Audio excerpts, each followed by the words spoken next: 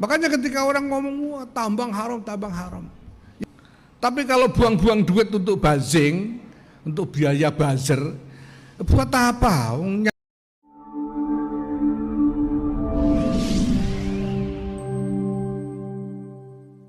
Makanya ketika orang ngomong wah, tambang haram, ya kita harus lihat secara fikih.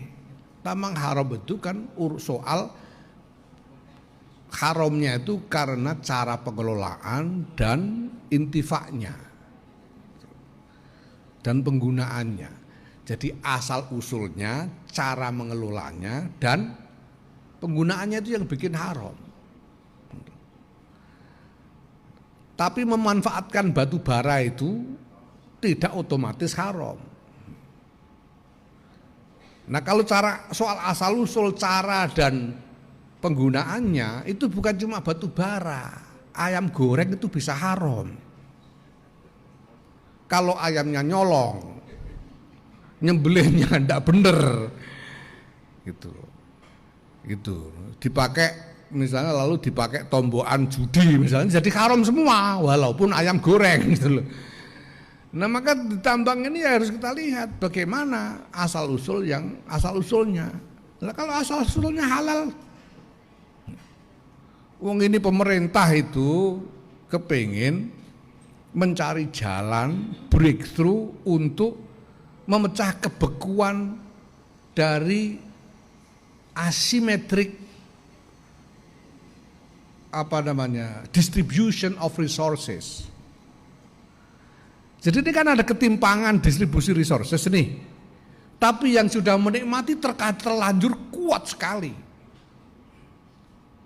Itu perusahaan-perusahaan tambang yang ada itu sudah menguasai jutaan hektar yang mereka peroleh di masa lalu, entah dengan cara apa, wallahu a'lam gitu loh. Nah itu, terus gimana caranya supaya ada distribusi yang lebih adil?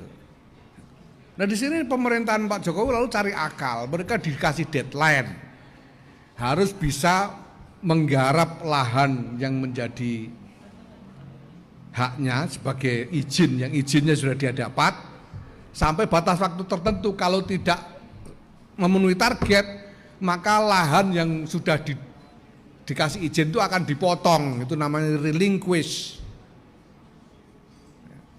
Dan akhirnya dipotong beneran, nggak tercapai, dipotong beneran. Lahan yang tadinya dikuasai oleh pengusaha-pengusaha dipotong. Lah sesudah dipotong mau dikasih siapa? Kalau dilelang lagi, ya jatuh ke tangan pengusaha-pengusaha itu lagi, gimana sih? Tidak terjadi redistribusi. Terus dikasih siapa? Kalau dikasih cuma sembarangan juga jadi masalah. Maka dijadikanlah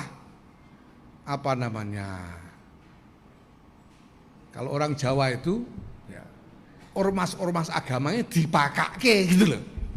Itu artinya dijadikan sasaran. Tapi ya sasaran masuk akal, karena kalau ormas pasti dia pakai untuk urusan agamanya dan sampai kepada umatnya. Gitu pikirannya itu. Kalau diserang ya biar nyerang ormas agamanya, jangan nyerang pemerintah, kan gitu maksudnya. Gitu. Maksudnya kan begitu. Nah apa? Nah kemudian ditawarkan, kalau ormas mau silakan ambil. Silakan mengajukan permohonan. Ya, barang sudah ditawarkan begini masa nggak mau? Sampean ditawani gedok aja mau, ditawani tambang. Ya, kita maulah, kita ajukan Kenapa? Karena kita butuh. Kita jelas butuh, ini desperate ini. Ya, orang ini udah melarat berapa lama ini? Sampai imajinasi kaya aja nggak punya.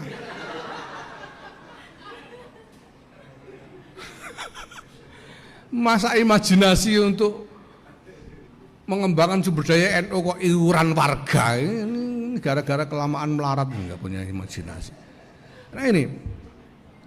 Nah kalau asal usulnya beres, berarti sudah selesai satu masalah toh, berarti asal usulnya halal, nggak nyolong ini. Nah kemudian masalah berikutnya gimana cara mengelolanya supaya tidak haram, kan gitu. Ya kita atur nanti supaya kita kelola dengan cara yang tidak haram.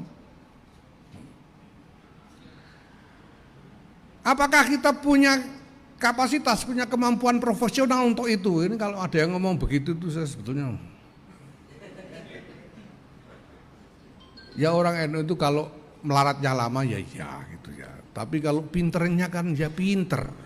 Ini bukan orang goblok-goblok ini. Kita sudah punya kapasitas profesional untuk itu. Tidak percaya nanti lihat, masa kita belum jalankan udah dibilang nggak profesional gimana? Nah lihat aja nanti. Nah pemanfaatannya untuk apa? Belum udah tuduh itu nanti jangan sampai dimakan sama pengurusnya sendiri. Lihat aja nanti gitu. Kita ini kan sudah atur semuanya. Gimana struktur bisnisnya gimana, ya, bagaimana koperasi dibentuk dan sebagainya supaya menjamin ini tidak akan dibawa lari oleh pribadi-pribadi. Udah kita atur. Tidak percaya nanti lihat aja. Nah sekarang ada perang narasi. Kemarin saya datangi orang ini soal strategi narasi ini gimana caranya. Terus saya tanya, terus maksudnya strategi narasi itu gimana? Ya orang bikin narasi gimana kita mengkonter narasinya? Kita kan sudah punya konter narasi. Iya tapi kok kalah kuat di di berbagai platform publik seperti medsos dan lain-lain itu. Nah kalah kuat karena apa? Karena yang menyuarakan kurang. Menyuarakan kurang apa? Saya kejar terus sampai ujung-ujungnya masalahnya soal buzzing. Kenapa artikulasi kita di berbagai platform itu kalah kuat? Karena orang bikin buzzing, kita tidak buzzing. Orang pakai buzzer, kita enggak.